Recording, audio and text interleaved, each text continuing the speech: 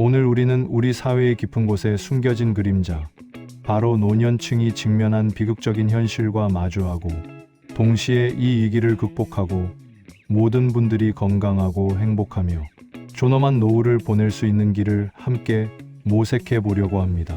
최근 한 시사 고발 프로그램에서 다루어져 국민들에게 큰 충격과 공분을 안겨주었던 노인 문제, 특히 자녀로부터 심각한 고통을 받거나 심지어 비극적인 죽음에 이르는 노인분들의 이야기는 단순히 개별 가정의 불행이나 개인적인 불운으로 치부하기에는 너무나도 심각한 사회적, 구조적 문제들을 내포하고 있습니다. 이러한 문제들은 우리 사회의 근간을 뒤흔드는 경고 신호이며 우리는 이를 외면해서는 안 될 것입니다. 오늘 이 시간을 통해 이러한 문제의 본질을 깊이 있게 파헤쳐보고 더 나아가 우리가 어떻게 하면 지혜롭고 현명하게 노후를 준비하고 평생 일궈온 소중한 재산을 안전하게 지켜낼 수 있을지, 그리고 궁극적으로 품격 있는 삶을 영위할 수 있을지에 대해 심도 깊은 논의를 진행해 보겠습니다. 먼저 우리 사회의 현재 노인 빈곤과 고독사 문제를 객관적인 시각으로 냉철하게 들여다보지 않을 수 없습니다. 과거 YTN 유튜브 채널을 통해 소개되었던 60대 독거 노인이 자신의 모든 재산을 공익기관에 기탁한 후 쓸쓸히 생을 마감한 이야기는 많은 이들에게 깊은 슬픔과 함께 우리 사회의 민낯을 보여주었습니다. 이분은 왜 주변의 도움을 받지 못하고 홀로 그런 결정을 내려야만 했을까요? 또한 EBS 다큐프라임 100세 쇼크라는 프로그램에서는 급격한 고령화 시대의 가난과 질병이라는 이중고 속에서 외롭게 죽음을 맞이하는 수많은 노인들의 안타까운 현실을 여과 없이 보여주며 우리 사회가 직면한 노년의 삶에 대한 심각한 경고등을 켜고 있습니다. 이미 많은 분들이 알고 계시는 바와 같이 추적 60분과 같은 심층 시사 프로그램에서도 노인이 된 어머니가 자식으로부터 겪는 고통과 소외, 그리고 그로 인해 발생하는 참혹한 결과들에 대한 수많은 사연들이 방송되며 이러한 문제들이 더 이상 특정 가정의 문제가 아닌 우리 사회 전체가 함께 직면한 심각한 사회적 현상임을 강력하게 시사하고 있습니다.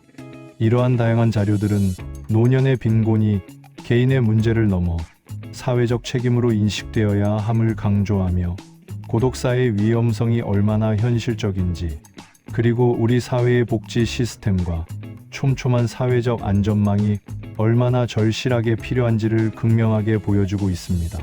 특히 가족과의 물리적, 정서적 단절이나 사회적 관계망의 붕괴로 인한 고립은 노년층의 삶의 질을 현저히 저하시킬 뿐만 아니라 궁극적으로는 극단적인 상황으로까지 내몰 수 있다는 점을 우리는 절대로 간과해서는 안 될 것입니다.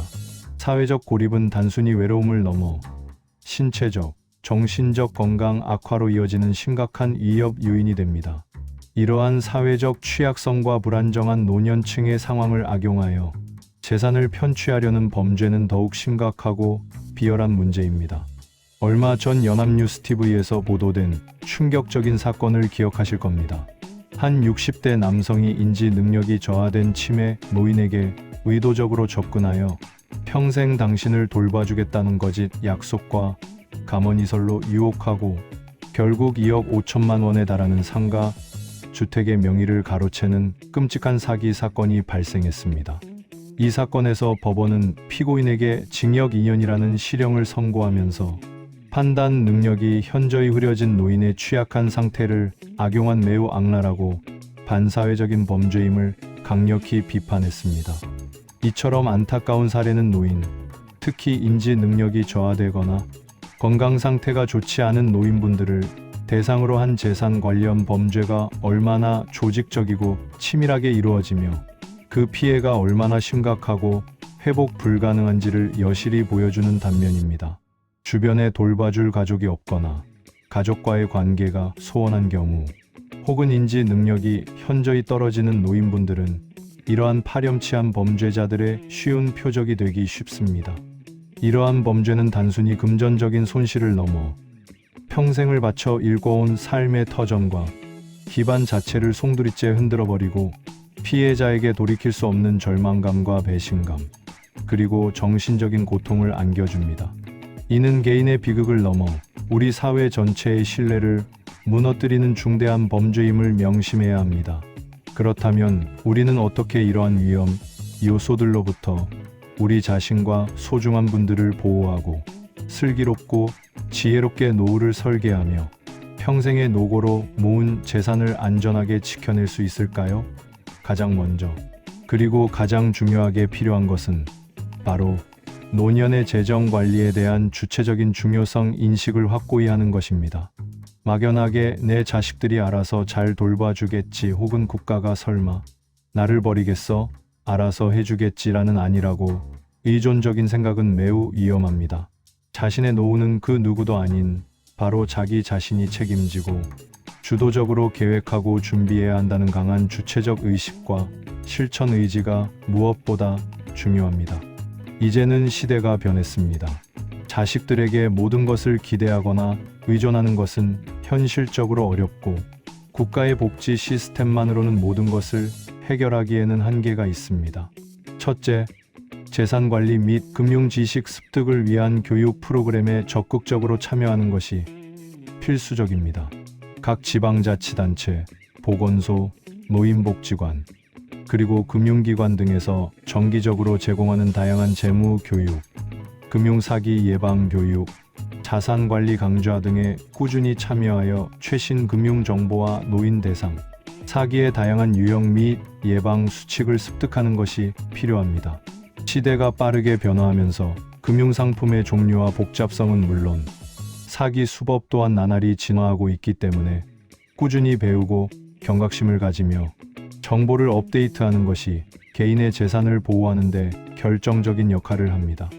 모르고 당하는 것만큼 억울한 일은 없을 것입니다. 둘째, 미래를 위한 다양한 금융상품을 적극적으로 활용하여 안정적인 노후, 자금을 미리 마련하고 운용해야 합니다. 국가가 운영하는 국민연금, 직장에서 퇴직 시 받는 퇴직연금, 그리고 개인적으로 가입하는 개인연금 등 소위 3층 연금 체계를 튼튼하게 구축하여 노후 소득의 기반을 마련하는 것이 중요합니다. 이와 더불어 자신의 투자 성향과 위험 감수 수준에 맞는 안정적인 수익을 기대할 수 있는 다양한 금융상품의 분산, 투자하여 자산 포트폴리오를 다각화하는 것이 현명합니다. 특히 주택을 소유하고 있지만 현금 흐름이 부족하여 생활비에 어려움을 겪는 노인분들에게는 주택을 담보로 연금처럼 매월 생활비를 받을 수 있는 주택연금 제도가 안정적인 노후 생활을 위한 매우 유용한 대안이 될 수 있습니다. 또한 예측 불가능한 질병이나 사고로 인한 막대한 의료비 지출에 대비할 수 있도록 장기 요양보험이나 실비, 보험 등 적절한 보험 상품에도 미리 관심을 가지고 가입해두는 것이 현명합니다. 건강은 언제든 예기치 않게 악화될 수 있으며 이에 대한 대비는 빠르면 빠를수록 좋습니다. 셋째, 국가 및 지방자치단체에서 제공하는 공적 지원 제도를 꼼꼼히 확인하고 적극적으로 활용해야 합니다. 기초연금은 소득 하위 70%에 해당하는 어르신들에게 안정적인 최소한의 소득을 보장해주는 매우 중요한 제도입니다. 자신이 받을 수 있는 혜택이 무엇인지 정확히 파악하고 해당 제도의 자격 요건을 충족한다면 주저하지 말고 신청하는 것이 중요합니다. 혹시 신청 절차가 복잡하거나 어렵다고 느껴진다면 주변의 가족, 지인 혹은 노인복지관 등 전문 기관의 도움을 받는 것을 절대로 주저하지 마십시오. 이 외에도 다양한 의료비 지원, 주거 지원, 돌봄 서비스 등 노인들을 위한 수많은 공적 제도가 존재하므로 적극적으로 정보를 탐색하고 본인에게 필요한 혜택을 놓치지 않도록 해야 합니다. 정부 및 지자체 홈페이지나 콜센터를 통해 정보를 얻을 수 있습니다. 넷째, 무엇보다도 중요한 것은 긍정적이고 건강한 가족 관계를 유지하고 사회적 연결망을 굳건히 하는 것입니다. 앞서 언급되었던 비극적인 사건들의 기저에는 종종 가족 간의 단절과 소통 부재, 그리고 정서적 유대의 약화가 자리 잡고 있었습니다. 따라서 가족 구성원 간의 정기적인 소통을 원활하게 하고 자주 만나서 안부를 묻고 서로의 현재 상황과 어려움을 공유하는 것이 매우 중요합니다. 또한 가족에게 재정적인 부담을 최소화하면서도 독립적이고 품격 있는 생활을 유지할 수 있도록 자신의 재산 현황을 투명하게 관리하고 필요하다면 사전에 가족 구성원들과 충분한 상의를 거쳐 명확한 재산 관리 계획이나 상속 계획을 세우는 것도 현명한 방법입니다. 이는 불필요한 오해나 갈등을 사전에 방지하고 모두에게 납득할 만한 합리적인 해결책을 찾는 데 도움이 될 것입니다. 뿐만 아니라 지역 사회에 적극적으로 참여하고 새로운 관계를 맺는 것도 매우 중요합니다. 가까운 노인정, 복지관, 문화센터, 취미 동호회, 그리고 다양한 자원봉사 활동 등에 참여하여 새로운 사람들을 만나고 교류하면서 사회적 고립감을 예방하고 해소할 수 있습니다. 활발한 사회 활동은 단순히 시간을 보내는 것을 넘어 정신적, 신체적 건강을 유지하고 활력을 되찾는 데 큰 도움이 됩니다. 새로운 것을 배우는 즐거움, 자신의 경험과 지혜를 나누는 보람, 그리고 타인에게 도움이 되는 봉사활동 등은 노년의 삶을 더욱 풍요롭고 의미 있게 만들어줄 것이며 이는 곧 삶의 만족도와 행복감을 높이는 원동력이 됩니다. 사회적 관계는 단순히 외로움을 달래는 것을 넘어 위기 상황 시 도움을 받을 수 있는 중요한 안전망이 됩니다. 다섯째, 만약의 사태에 대비하여 법률적인 보호 장치를 미리 마련해 두는 것도 매우 중요합니다. 가장 대표적인 것이 바로 유언장 작성입니다. 자신의 재산이 사후에 본인의 뜻대로 배분될 수 있도록 명확하게 유언장을 작성해 두는 것은 가족 간의 상속 분쟁을 예방하고 재산이 사회에 기부되거나 특정 목적에 사용되도록 하는 등 본인의 의사를 반영할 수 있는 중요한 수단입니다. 또한 성년후견인 제도의 활용을 적극적으로 고려해 볼 수 있습니다. 특히 치매와 같은 질병으로 인해 스스로 의사결정을 하기 어려워지거나 재산 관리에 대한 판단력이 흐려질 경우를 대비하여 성년후견인 제도를 통해 미리 자신의 재산 관리와 신상, 보호를 믿고 맡길 사람을 지정해 두는 것은 노인 대상 재산 범죄를 미연에 방지하고 본인의 뜻대로 남은 노후를 안전하게 보낼 수 있는 매우 강력하고 중요한 안전장치가 됩니다. 이 제도는 본인의 존엄한 삶을 유지하기 위한 최소한의 법적 보루라고 할 수 있습니다. 이러한 복잡한 법률 절차와 제도에 대해서는 반드시 변호사나 법무사 등 전문 법률가와 충분히 상담하여 자신에게 가장 적합하고 효과적인 계획을 세우는 것을 강력히 추천합니다. 마지막으로 강조하고 싶은 것은 자기 존중과 긍정적인 삶의 태도입니다. 노년의 삶은 결코 젊은 시절의 끝이나 소멸이 아니라 축적된 경험과 지혜를 바탕으로 한 또 다른 시작이자 성장의 시기가 될 수 있습니다. 자신의 가치를 잃지 않고 나이와 상관없이 새로운 것에 대한 호기심을 유지하며 작은 것이라도 새로운 도전을 두려워하지 않는 용기가 필요합니다. 그리고 무엇보다 중요한 것은 주변 사람들과 긍정적이고 건설적인 관계를 유지하며 삶에 대한 감사하는 마음과 행복을 찾으려는 노력을 지속하는 것입니다.